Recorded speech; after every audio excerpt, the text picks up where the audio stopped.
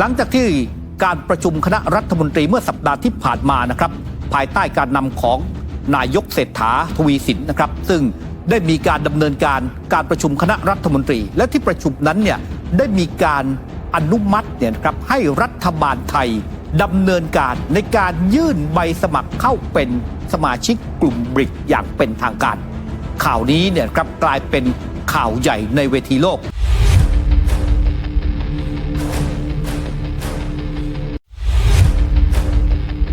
แม้ว่าสื่อในประเทศไทยนั้นนำเสนอคนไทยบางส่วนนั้นเนี่ยครับอาจจะรู้สึกเฉยๆกับข่าวนี้หรือบางคนไม่ทราบว่ารัฐบาลจะทำอะไรทำไมประเทศไทยถึงจะต้องเข้ากลุ่มบริกแล้วเราเข้ากลุ่มบริกแล้วจะมีประโยชน์อะไรเรื่องนี้วันนี้เนี่ยผมจะมาไขความกระจ่างนะครับพูดกันถึงเรื่องของกลุ่มบริกเนี่ยครับคุณผู้ชมครับก็ต้องบอกว่าเป็นกลุ่มที่รวมตัวกันขึ้นมาและเป็นที่จับตามองจากกลุ่มต่างๆทั่วทั้งโลกโดยเฉพาะชาติมหาอำนาจฝั่งตะวันตกอย่างสหรัฐอเมริกาและก็สหภาพยุโรปจับตามองการเคลื่อนไหวของกลุ่มบริกอย่างต่อเนื่องกลุ่มบริกนั้นเนี่ยครับประกอบไปด้วยชาติมหาอำนาจทางด้านเศรษฐกิจที่กำลังเกิดขึ้นใหม่นะครับไม่ว่าก่อนหน้านี้จะมีจีนมีรัสเซียมีบราซิลมีแอฟริกาใต้มีอินเดียก็ล้วนแล้วเป็นยักษ์ใหญ่ในแต่ละภูมิภาคแต่ว่าเรื่องราวตรงนั้นเนี่ยครับเดี๋ยวผมจะค่อยไปไล่เรียงกันเรื่องราวของประเทศไทยที่เข้าไปเกี่ยวข้องกับกลุ่มบริกนั้นเนี่ยครับเริ่มต้นขึ้นในสมัยรัฐบาลของพลเอกประยุทธ์จันทร์โอชาตอนที่ท่านนั้นเป็นนายกรัฐมนตรีปรากฏว่าเราเองนั้นเนี่ยครับมีโอกาสที่ได้เข้าร่วมประชุมกลุ่มบริกเนี่ยนะครับคู่ขนานเนี่ยกับบรรดาชาติสมาชิกอย่างต่อเนื่องพลเอกประยุทธ์นั้นได้รับเชิญจากประธานาธิบดีสีจิ้นผิงผู้นำของจีนเข้าร่วมการประชุมทั้งที่ประเทศจีนรวมถึงในช่วงสถานการณ์โควิดนั้นเนี่ยครับก็มีการประชุมออนไลน์ซึ่งพลเอกประยุทธ์นั้นเนี่ยครับก็มีความตั้งใจรัฐบาลไทยในสมัยนั้นมีความตั้งใจว่าไทยนั้นสนใจที่จะเข้าเป็นสมาชิกกลุ่มบริกนะครับแต่ว่าการประกาศเรื่องของสมาชิกใหม่กลุ่มบริกที่เริ่มต้นเนี่ยครับเมื่อการประชุมที่แอฟริกาใต้เมื่อกลางปี 2566 นั้นปรากฏว่าไม่มีชื่อประเทศไทยที่ได้เป็นหนึ่งในสมาชิกใหม่ของกลุ่มบริกปรากฏว่าตอนนั้นก็มี5ประเทศที่ได้รับการประกาศเป็นสมาชิกใหม่ของกลุ่มบริกเนี่ยนะครับหลายคนก็ตั้งคำถามโดยเฉพาะคนที่ติดตามเรื่องราวสถานการณ์โลกสถานการณ์ข่าวนะครับที่เกี่ยวข้องกับเรื่องของเศรษฐกิจว่าประเทศไทยจะอย่างไรต่อไปหลังจากที่เปลี่ยนรัฐบาลมาเป็นรัฐบาลของนายเศรษฐาทวีสินปรากฏว่าสัปดาห์ที่ผ่านมานั้นรัฐบาลของคุณเศรษฐาก็มีมติเป็นที่เรียบร้อยนะครับว่าเราจะยื่นใบสมัครเข้าเป็นสมาชิกกลุ่มบริกอย่างเป็นทางการโดยเฉพาะเนี่ยนะครับการประชุมกลุ่มบริกที่จะเกิดขึ้นในเดือนตุลาคมปี 2567 นี้ทางด้านรัสเซียนั้นจะเป็นเจ้าภาพนะครับซึ่งตรงนั้นแหละก็จะมีการพิจารณาเรื่องของสมาชิกใหม่และจะมีการประกาศสมาชิกใหม่อีกครั้งหนึ่งและถ้าใบสมัครของเรานั้นเนี่ยได้รับการตอบรับจากสมาชิกของบริกเดิมเนี่ยนะครับคุณผู้ชมครับนั่นก็หมายความว่าเราจะได้รับการประกาศชื่อและเราจะได้เป็นสมาชิกกลุ่มบริกอย่างเป็นทางการในวันที่1 มกราคมปี 2568 นั่นคือไทม์ไลน์ของมันเป็นแบบนั้นนะครับแล้วถามว่าทำไมเนี่ยเราถึงอยากจะเข้าเป็นสมาชิกของกลุ่มบริกเข้าเป็นสมาชิกของกลุ่มบริกแล้วเราได้ประโยชน์อะไรในฐานะที่เราเป็นคนไทยครับคุณผู้ชมครับและเมื่อประเทศไทยนั้นไปเกี่ยวข้องกับสถานการณ์โลกที่น่าสนใจสื่อต่างประเทศนั้นนำเสนอนะครับกรณีที่ไทยนั้นจะสมัครเข้าสมาชิกกลุ่มบริกสื่อของรัสเซียเองสื่อของจีนเองสื่อหลายๆประเทศนั้นนำเสนอเกี่ยวกับเรื่องนี้ดังนั้นเราจะพาให้คนไทยเนี่ยไปรู้จักนะครับว่าบริกนั้นเนี่ยมีที่มาที่ไปอย่างไรและมีวัตถุประสงค์อย่างไรและไทยจะได้ประโยชน์อย่างไรสำหรับเรื่องของบริกครับคุณผู้ชมครับก่อตั้งกันเมื่อปี 2006 นะครับสมาชิกเริ่มก่อตั้งนั้นมีทั้งหมด4ประเทศนะครับตามตัวอักษรเลยครับบริกเดิมนั้นเนี่ยมี4ประเทศ B คือบราซิลนะครับแล้วก็ R ก็คือรัสเซีย I ก็คืออินเดียและ C ก็คือไชน่านั่นก็คือจีนนี่เป็นสมาชิกร่วมก่อตั้งครั้งแรกนะครับหลังจากนั้นครับคุณผู้ชมครับบริกนั้นเนี่ยครับก็ไปเชิญทางด้านแอฟริกาใต้เข้ามาเป็นสมาชิกเป็นประเทศที่5นะครับดังนั้นในปี 2010 บริกก็เลยมี5ประเทศด้วยกัน5ประเทศก็ยังคงเป็นตัวอักษรนะครับเดิมนั้นจะเป็น BRIC เติมแอฟริกาใต้เข้ามาภาษาอังกฤษนั้นก็คือ South Africa ครับก็เติมตัว S เข้ามาบริกจึงมี S เติมเข้ามาอย่างที่เราเห็นอยู่ในทุกวันนี้นะครับดังนั้นบริกเนี่ยนะครับก่อนหน้านี้มีทั้งหมด5ประเทศเราถือว่า5ประเทศนี้เป็นประเทศผู้ก่อตั้งครับคุณผู้ชมครับสำหรับในปี 2024 นะครับหรือว่าวันที่1 มกราคม 2567 นั้นเนี่ย กลุ่มบริกก็ได้มีการเพิ่มสมาชิกอีก5ประเทศนะครับประกอบไปด้วยอียิปต์นะครับประกอบไปด้วยเอธิโอเปียซาอุดีอาระเบียอิหร่านและก็สหรัฐอาหรับเอมิเรตส์นะครับก็เลยทำให้บริกนั้นเนี่ยครับมีสมาชิกรวมกันเป็น10ประเทศด้วยกันนะครับทีนี้เรามาดูครับคุณผู้ชมครับเรื่องของความร่วมมือในกลุ่มบริกนั้นเนี่ยครับว่าวัตถุประสงค์ในการทำงานของกลุ่มบริกนั้นเนี่ยเขามีวัตถุประสงค์หลักอะไรกันบ้างเขาแบ่งเรื่องราวของการทำงานร่วมกันนั้นเนี่ยไว้เป็นทั้งหมดเนี่ย3เสาด้วยกันนะครับเสาด้านแรกนั้นก็คือด้านการเมืองและความมั่นคงแน่นอนครับเสาด้านนี้เนี่ยนะหลายฝ่ายนั้นมักจะเอาไปเปรียบเทียบว่ากลุ่มบริกนั้นเนี่ยก็คือเปรียบเทียบกับกลุ่มของนาโต้ที่จะมีความร่วมมือด้านการทหารและด้านความมั่นคงนะครับถัดมานั้นเนี่ยครับเรื่องของด้านเศรษฐกิจและการเงินด้านนี้เนี่ยครับมักจะถูกเปรียบเทียบกับกลุ่ม G7 หรือว่า G7 ที่เรารู้จักกันนะครับและเสาหลักด้านสุดท้ายนั้นก็คือเสาหลักด้านมนุษยธรรมและวัฒนธรรมเสาด้านนี้เนี่ยมักจะเอาไปเปรียบเทียบกันเนี่ยครับกับสหประชาชาติหรือว่า UN นั่นเองนะครับแต่ว่าถ้าเรารู้จักกลุ่มบริกนั้นเนี่ยคุณผู้ชมครับเราจะรู้จักในเสาที่2เรื่องด้านเศรษฐกิจเป็นหลักนะครับและทีนี้กลุ่มบริกนั้นเนี่ยครับอย่างที่บอกครับว่าเป็นการรวมตัวของกลุ่มที่เป็นตลาดเกิดใหม่ขนาดใหญ่มีอัตราการเติบโตทางเศรษฐกิจสูงอย่างที่บอกครับเล่ากันย้ำอีกครั้งว่าบริกนั้นก่อตั้ง4ประเทศรวมมาเป็น5และปัจจุบันนั้นมีทั้งหมด10ประเทศด้วยกันซึ่งตอนนี้ยังมีกลุ่มประเทศที่ยังมีความสนใจและต้องการยื่นใบสมัครเข้าร่วมเป็นสมาชิกอีกจำนวนหนึ่งทีนี้เรื่องของที่น่าสนใจนั้นก็คือว่าจำนวนประชากรและเรื่องของ GDP ของกลุ่มบริกครับน่าสนใจมากคุณผู้ชมอย่างที่ผมบอกครับว่านี่เป็นตลาดเกิดใหม่สิ่งที่หลายฝ่ายนั้นสนใจก็คือว่า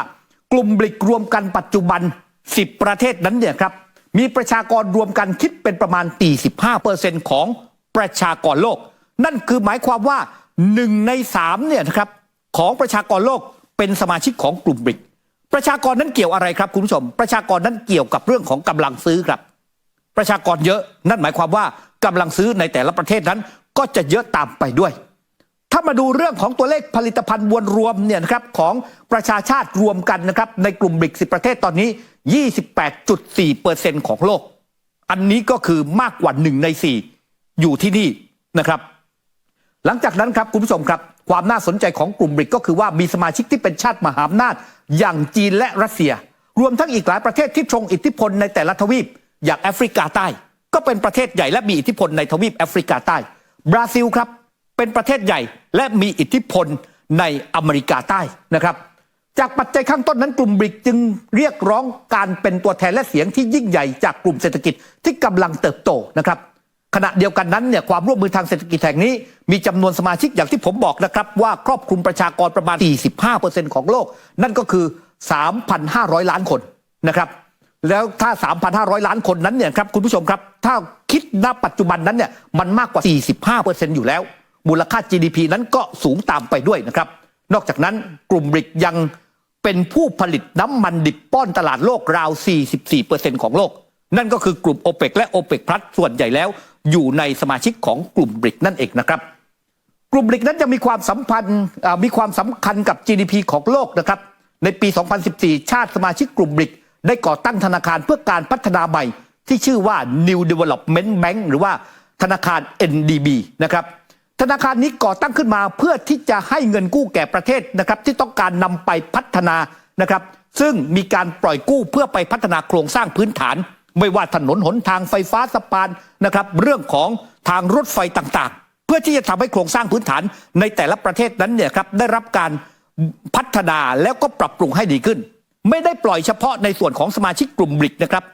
ชาติอื่นๆนั้นก็สามารถที่จะมากู้ NDB ได้ซึ่งตอนนั้นเนี่ยจีนเป็นผู้ริเริ่มในการดำเนินการในครั้งนี้นะครับแล้วก็ให้ประเทศที่เป็นพันธมิตรกับจีนประเทศที่เป็นพันธมิตรกับ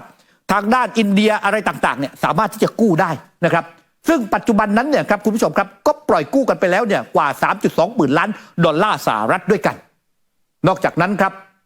สิ่งที่น่าสนใจครับว่าแล้วเมื่อแสดงเจตจำนงว่าเราจะเป็นสมาชิกของกลุ่มบริก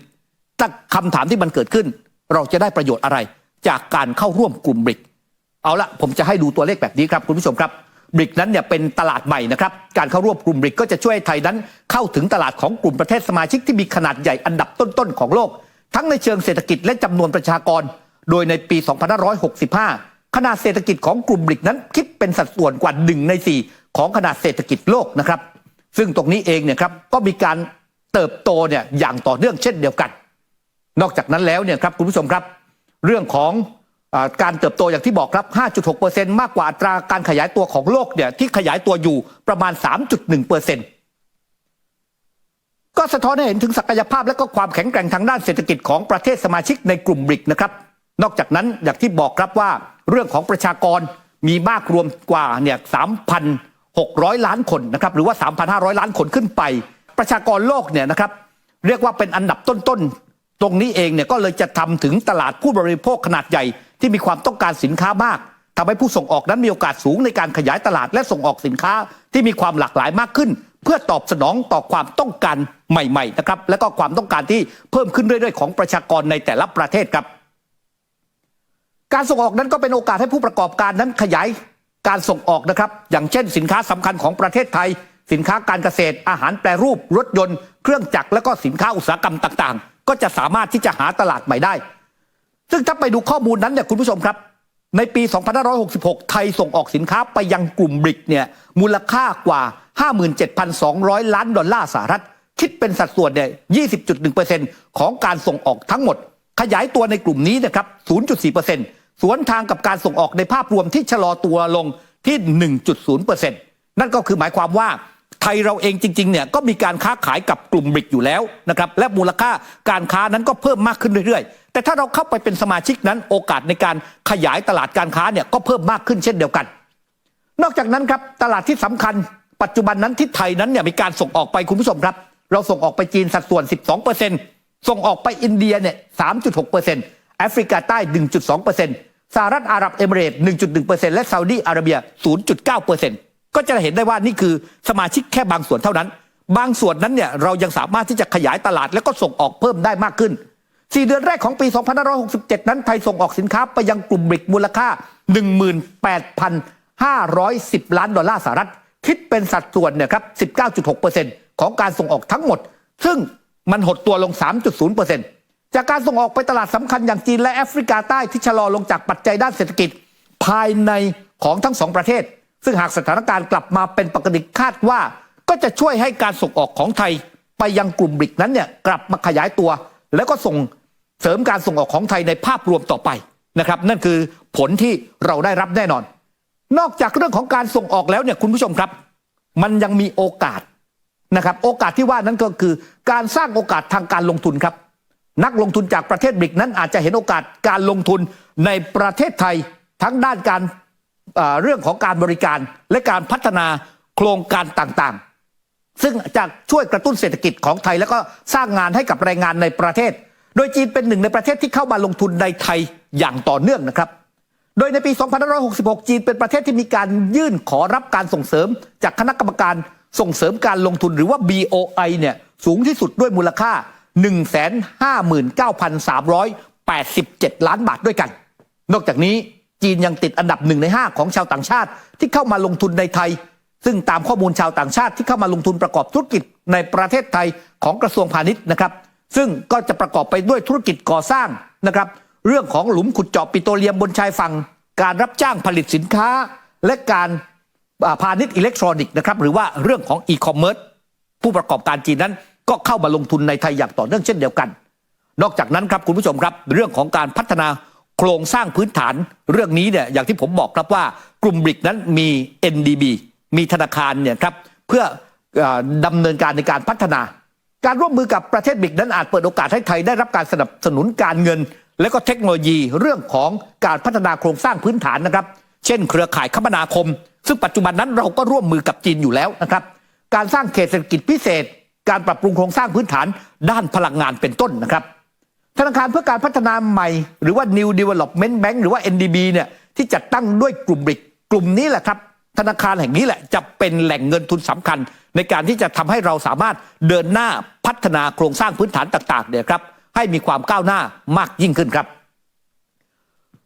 นอกจากนั้นครับอีกเรื่องหนึ่งครับเรื่องของการท่องเที่ยวเราต้องยอมรับนะครับคุณผู้ชมครับว่าปัจจุบันนั้นเนี่ยเรื่องของการท่องเที่ยวมีความสำคัญกับประเทศไทยอย่างยิ่งโดยเฉพาะนักท่องเที่ยวจากประเทศจีนที่หลั่งไหลเข้ามาเที่ยวในประเทศไทยนอกจากประเทศจีนแล้วนักท่องเที่ยวอีกชาติหนึ่งที่ มาเที่ยวในประเทศไทยอย่างต่อเนื่องนั่นก็คือนักท่องเที่ยวจากรัสเซียนะครับคุณผู้ชมรวมถึงในตะวันออกกลางช่วงหลังมานั้นเม็ดเงินจากตะวันออกกลางนั้นเนี่ยครับคุณผู้ชมครับก็ต้องบอกว่าเข้ามาในประเทศไทยเนี่ยมากเลยทีเดียวโดยเฉพาะจากซาอุดีอาระเบียแล้วก็จากสหรัฐอาหรับเอมิเรตส์นะครับในส่วนของการท่องเที่ยวนั้นเนี่ยครับคุณผู้ชมครับการเป็นสมาชิกกลุ่มบริกอาจนำไปสู่การลดข้อจำกัดด้านวีซ่าหรือการทำข้อตกลงให้ประชาชนของประเทศสมาชิกเดินทางระหว่างกันได้ง่ายมากขึ้นโดยนักท่องเที่ยวชาวรัสเซียนั้นมีศักยภาพสูงนะครับในการพัฒนาเป็นนักท่องเที่ยวหลักของประเทศนะฮะปัจจุบันเรามีนักท่องเที่ยวจีนอย่างที่บอกว่าตอนหลังมาช่วงหลังมานั้นเรามีนักท่องเที่ยวรัสเซียเนี่ยเพิ่มมากขึ้นวันนี้เนี่ยครับถ้าเทียบเท่านักท่องเที่ยวชาวจีนในปี 2566 นั้นเนี่ยนักท่องเที่ยวชาวรัสเซียเดินทางมาประเทศไทยมากกว่า 1,610,000 คนนะครับมากเป็นอันดับ 5 ของนักท่องเที่ยวต่างชาติที่เดินทางเข้ามาประเทศไทยและขยายตัวจากปีก่อนถึง 245% คุณผู้ชมเห็นไหมฮะว่านักท่องเที่ยวจากรัสเซียนั้นมีไทยเป็นจุดมุ่งหมายในการท่องเที่ยวนะครับแหล่งท่องเที่ยวสำคัญโดยเฉพาะเนี่ยครับแหล่งท่องเที่ยวที่ติดทะเลไม่ว่าจะเป็นภูเก็ตสมุยหรือว่าพัทยาได้รับความสนใจจากนักท่องเที่ยวรัสเซียมากขึ้นนะครับดังนั้นนี่คือสิ่งที่ทำให้เห็นนะครับคุณผู้ชมครับว่าการที่ไทยเราเข้าเป็นสมาชิกกลุ่มบริกนั้นเราล้วนแล้วแต่เห็นโอกาสในการที่จะพัฒนานอกจากนั้นครับที่สำคัญก็คือว่ากลุ่มบริกนั้นมีเป้าหมายในการจัดระเบียบโลกใหม่สร้างระเบียบโลกใหม่การสร้างระเบียบโลกใหม่นั้นก็คือการสร้างระเบียบโลกที่เป็นธรรมทุกชาตินั้นเนี่ยครับมีสิทธิ์มีเสียงเท่ากันไม่ใช่ใครคนใดคนหนึ่งนั้นเนี่ยครับมีสิทธิ์มีเสียงเป็นพิเศษจะไปชี้นิ้วบงการสั่งใครให้ซ้ายหันขวาหันไม่ใช่แบบนั้นนะครับซึ่งก่อนหน้านี้ประธานาธิบดีสีจิ้นผิงเองประธานาธิบดีวลาดิเมียร์ปูตินเองนั้นบอกว่าต้องการสร้างให้กลุ่มบริกนั้นเนี่ยครับมีความเข้มแข็งมีความแข็งแรงและมีความทัดเทียมกันไม่ว่าชาติเล็กหรือชาติใหญ่ก็ตามและสิ่งที่หลายฝ่ายนั้นจับตามองการประชุมของรัสเซียนะครับที่จะเป็นเจ้าภาพในช่วงเดือนตุลาคมนั่นก็คือว่ารัสเซียจะใช้ประโยชน์ตรงนี้เนี่ยทางด้านเศรษฐกิจอย่างไรรวมถึงด้านความมั่นคงและที่สำคัญถูกจับตามองเรื่องของสกุลเงินที่จะใช้กับบริกว่าบริกนั้นจะสร้างสกุลเงินใหม่ขึ้นมาหรือไม่เพื่อลดการใช้เงินดอลลาร์สหรัฐตรงนี้ก็คงจะต้องจับตามองการประชุมที่จะเกิดขึ้นในเดือนตุลาคมและรอว่าในวันนั้นเนี่ยครับจะมีการประกาศให้ประเทศไทยเป็นหนึ่งในสมาชิกใหม่ของกลุ่มบริกหรือไม่ถ้ามีการประกาศมีการรับรองเท่ากับว่าไทยนั้นจะเป็นสมาชิกของกลุ่มบริกในวันที่1 มกราคมปี 2568 ก็ติดตามดูกันแล้วกันนี่เป็นข้อมูลเบื้องต้นนะครับคุณผู้ชมครับที่นำมาฝากคุณผู้ชมกันให้รับทราบว่าเรื่องของไทยเข้าบริกนั้นกำลังเป็นที่สนใจในเวทีโลกนี่เป็นเรื่องราวข่าวสารนะครับที่นำมาฝากกันในรายการผ่าประเด็นโลกสุดสัปดาห์นี้ตอนนี้หมดเวลาลงแล้วผมพร้อมทีมงานลาเพียงแค่นี้สวัสดีครับ